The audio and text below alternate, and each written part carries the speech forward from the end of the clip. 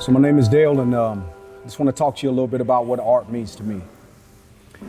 My whole life, I feel like I've been playing a role.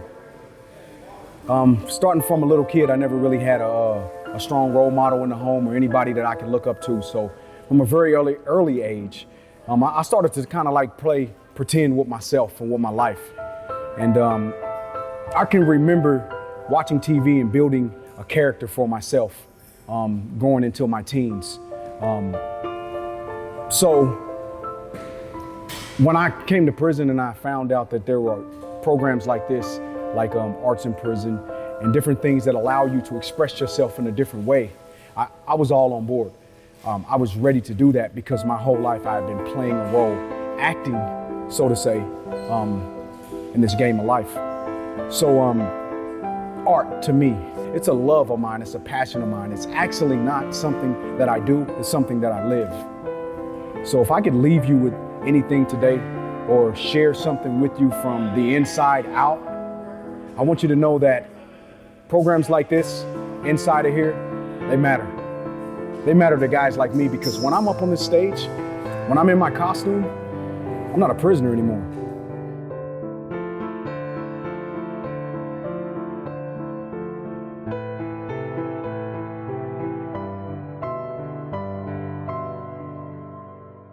You look great. Where's Nick? He's getting set. Let me make sure he's ready. Okay. All right. You look great. Are you feeling great? Okay. Okay, good.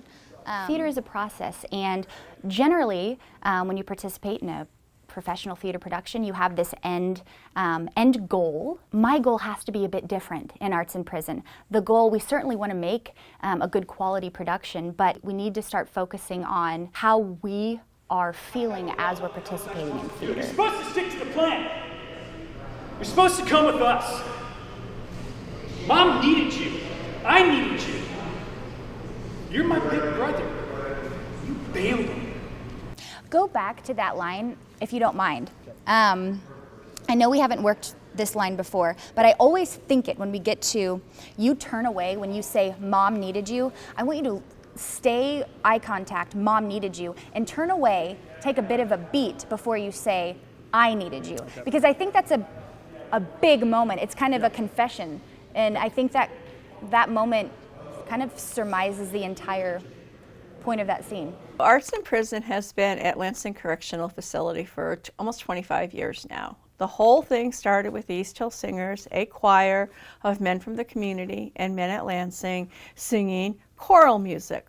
Not something most of the inmates were interested in doing, but once they figured out that's what they were going to be singing, they stuck it out anyway. You're listening to Try to Podcast, the show about an aspiring comic and an ex-con trying to start over and make good after years. So this whole thing, this whole podcast turning one, I've now been out of prison for 2 years. Oh my God. It is my 43rd birthday. That's right. This is some very pivotal moments. Right. My first experience with Arts in Prison was the East Hill Singers. Somebody came to my bunk one night and said, hey, there's this acting program. I know you said you did acting in college and in high school, and we don't have enough people. Could you please just sign up for it so this class doesn't get canceled? But once I went and I saw the scenes that they were going to be doing, I just knew that I had to have those parts, and I knew that I had to be in the show. But the thing is I remember the love I had for it, and it's something that I felt that I had lost. When I lost my way in life, I felt like that was a part of me that was dead and gone, and it was a part of my old story, and it wouldn't exist anymore. But Mallory and this program reminded me that there was still some of that in here. Life isn't over. The show's not over. I still have things to do. And, you know, after talking to my buddy, who I do a podcast with and everything, I found ways that I can still use that inspiration that I received that night to still perform and continue to have my outlet in the real world. But I can honestly say that I would have forgotten all that and probably left it in the past if that program had not existed. You were. But you let me borrow pants. Yes. You let me borrow a Why t-shirt. don't you keep those pants? I'm wearing the pants right now. Right. These are the pants. These are the These are the pants. pants. I love the pants. They fit me pretty good. They fit pretty good. I think it's important to always keep in mind that I view my work as certainly not justifying somebody's criminal behavior. It's more so a way for me to understand why somebody's made the mistakes they've made, and then I have this wonderful tool to utilize of theater to sort of shape a person a little bit more positively regarding mental health. Should they be punished? They committed a crime. They wronged society. Well, when you lock them up in prison and you take away their liberty, that's their punishment. What you do with them while you have them there is what's going to impact how safe your community remains. 99% of every person that's involved in the criminal justice system right now will return to community. You're going to be interacting with them whether you know it or not. The quality of life in your community, the safety of your community, relies on inmates using their time in prison to become better and not bitter. You wake up every morning and go to bed throughout the entire day just being told you're less than like a normal citizen. And they use words like offender and inmate to separate us from what they call the civilians. And in here, you don't get that. You get treated just like a normal human being, and it may not seem like much, but sometimes it gives you a sense of self that for so long you just go without. Some of us struggle from depression, and some of us just don't have those social skills that a lot of people have the opportunity to learn. And so, these programs like this really kind of teach us to interact. They teach us to be, more than just a number, more than just, a sum of our crimes. Are we ready? Okay, so everybody's off stage. We're gonna take it from the first sound cue, which is Joe.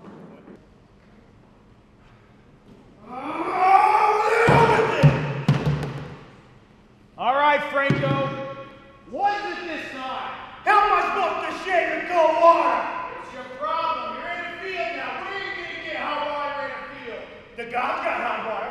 You got hot water. You were in the field, right? That's tough. I don't approach putting on a theater production any differently than I would outside of Arts in Prison. I treat everyone, and I say this at the beginning, I'm going to treat everyone as professional theater artists, and here's what we're going to do. We're going to put on a play. And what I've learned is that I kind of take the lesson, the teacher role out of it, and the best way to learn theater is to act, is to actually participate. All right. Don't try any funny business. Okay. Question number 1. What did the crocodile swallow in Peter Pan? An alarm clock? That's right! You just won $50. Best note ever to receive in theater, which is we're going to need to pause for laughter. So obviously once you're mic'd, everybody's going to be able to hear every detail. You'll be getting more feedback. It's so funny. You have written such a fantastic comedic piece. You already know this. But what it means it might sound kind of like a ridiculous note, pause for laughter, but it's a very big deal. You have to wait until laughing dies down to start your next line. So I know it's kind of difficult to do that without an audience. So try to just be cognizant of that, and don't plan for laughter, but just anticipate it. I feel very fortunate that we have all of the volunteers that we have. We have some people who have been practicing their art for years and years and years, and frequently get paid a lot of money to do that, and they're here doing it for us for free. They're volunteering. All of our facilitators are volunteers. I tell you what, our teacher, Mallory, she is a serious coach, and she can have fun and let loose with the rest of us, but when it comes down to it, she has so many good ideas. She is such a beautiful soul. I mean, anybody who gives up their time, their own time. I mean, like, after I work at the end of the day, all I want to do is go home. That's all I want to do. I certainly don't want to get dressed up the way that a prison wants me to dress to come visit, to put in all the time of rewriting scripts, editing to make them prison appropriate, flagging down costumes, props, trying to find venues for you to perform your show. There's all these things that go into it. And typically people who get into this kind of work have somebody in their family or whatever that has led them into helping incarcerated people. But she just did this because she felt like it was something she wanted to do.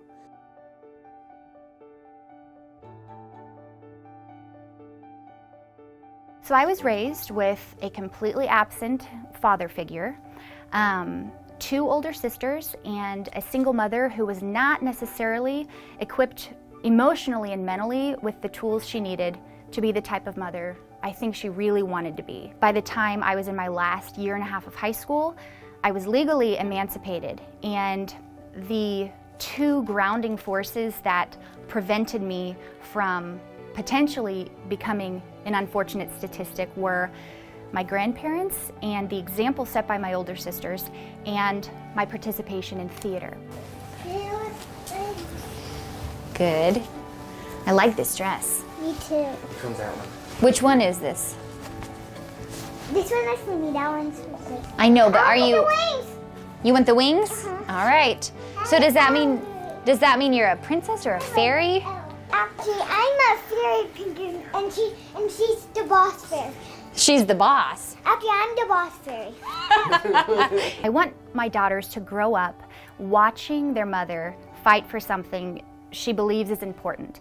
I want them to see me struggling and staying up late writing and researching and using my creative mind and challenging certain authorities constructively in hopes that they too will find a cause that with all of their souls they believe is worth fighting for. Gorgeous, I love it. Marigold, can you spin? Oh! I heard the term drama therapy when I was working on my undergrad, and I wanted to know more about that because I had no idea that there was kind of tangible evidence in the world that proved how theater can impact a person's life. And within about an hour, she had an internship set up with AIP. And I was like, oh, so you really are gonna do this? I thought you were just looking at ideas. And Nope. So she got us started, and I was okay with it until she went to the training. All volunteers have to go through training, and she came back with all these crazy stats and stories about volunteers, and I was like, And I don't know, I was like, you sure you don't want to hand out programs at Starlight? And it must be noted that the adversities I faced in my life have everything to do with my work with Arts in Prison. I'm able to relate to the men in my class because I've felt similar pains, I've experienced similar hurts, and it's amazing because we're able to produce theater that channels human emotion in a way that we can understand what we're feeling in a constructive atmosphere. And I pushed him. That's right, I pushed him. I shoved him right into the smart board. I shoved him like he was the monkey hanging on my back. Like he was you. And I wished it was you. I'm wishing I could push him again, you know? Pound his face into the ground, rip that check and say, void. All right, Dale, yes. Yeah. Dale, great. So of course, you already know how much we've worked this. I'm so ridiculously impressed. The line changes play perfectly. One thing I will say, just to make one of the best monologues I've ever seen even better, you have these wonderful instincts to pause and put a beat in, particularly after the word teacher. Where is it when you say it was the teacher? No, whenever you, it was my teacher. take that moment to pause because the instinct was there. Let those instincts play because they're wonderful. I have goosebumps just thinking about that moment. Pause after teacher, and then another beat after, let me go back. After, but I know why Bigger Thomas did what he did, and I hate that I know. Okay. Another beat there. There's already a subtle pause there, but I think a bigger one. Okay. I don't have a problem. I want to sit in those moments. Yes, sit in those moments, absolutely. You can't see art created by prison inmates just anywhere. You can't hear a prison choir just anywhere. We do 4 concerts a year outside of the prison walls. Our choir, which is minimum security inmates and community volunteer singers, perform 4 times a year in the greater Kansas City area.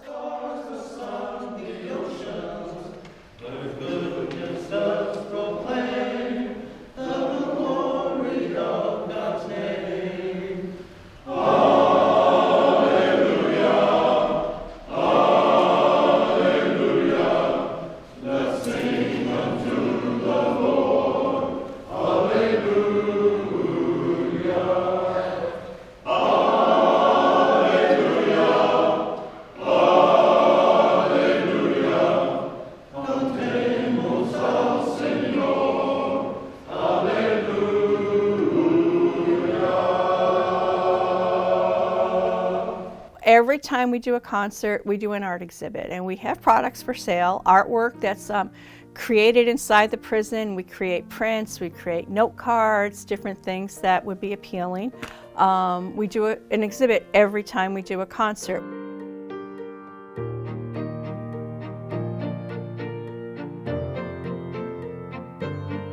So this particular piece was done by an inmate who was stuck in his cell in a lockdown. All he had was a piece of paper and 2 ballpoint pens, and this was what came out.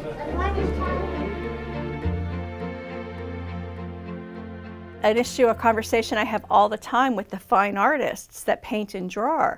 I can't show anything that has anybody's last name on it.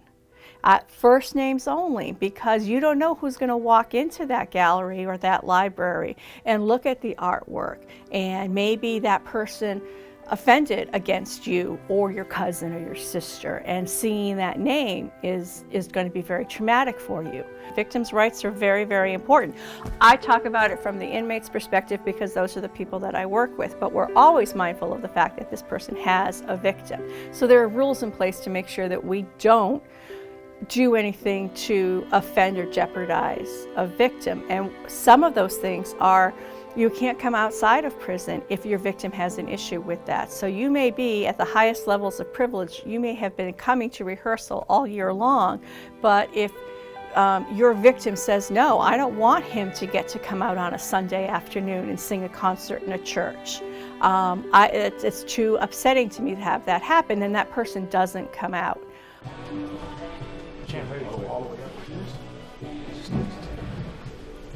All right. Thank you, buddy. Something on the... It's all right. I'm going to be moving so much they won't even notice. They won't even know you. Well, what can I say, sir? I am solar powered!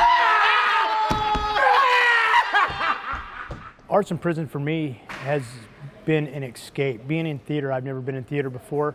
I've got to do things on stage before, but never nothing like theater. It's been an escape from the reality and the monotony of the everyday life in prison. It's given me an opportunity to grow mentally. It's given me an opportunity to realize that I have qualities and other people have qualities that you don't really realize in prison. Me and my kids have been talking about it, and I've been writing letters to my 98-year-old grandma about it. Now, I mean, she is so excited. She can't wait to see a flyer and hear the programs, and I tell her about the scenes and the lines I'm learning. So it's also created growth between my family to know that I'm doing something besides just sitting in here and doing nothing, you know? All right, okay. Make sure there's that path here too. Yep. Whenever you guys are, because we haven't done this into the transition, so whenever you guys are completely down and Dale is here, then we'll fade out this song and then fade up, wait for it. Does that make sense? I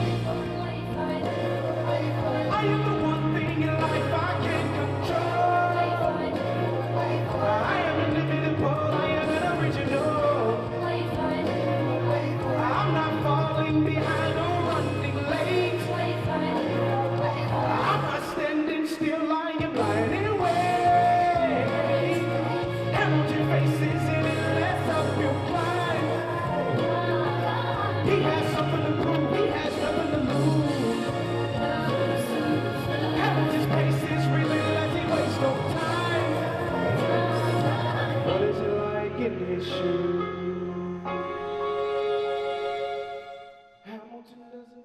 It's important to discuss how our Arts in Prison program has an 18% recidivism rate, which means 18% of people who participate in one of our Arts in Prison programs returns back to prison. Now that's compared to 33% for the entire state of Kansas and well over 50% for the United States. That is significant. I was incarcerated at 17, so yeah, you go into survival mode because it's a new environment. You are in a place that feeds off of negativity and hatred and bigotry and everything, the worst of the worst of society. You either learn how to build up those walls and defend yourself emotionally, psychologically, physically, or you get preyed on, and that's the reality. You get to a point where it's become second nature, and to do anything outside of that is extremely difficult. Started off small with just a minor part here or there in a play with Shakespeare, and eventually jumped into a lead role. And so one thing I gained back is my empathy for humanity, being able to see someone else's perspective. If you're thinking about changing the way that you look at the world and the way that you look at yourself in relation to what else has been going on in your life, this is a positive, and I highly suggest getting involved, even if it's just to check it out a couple of times. But you really got to give it an effort. You can't, there's no half-assing it. You get involved and you participate.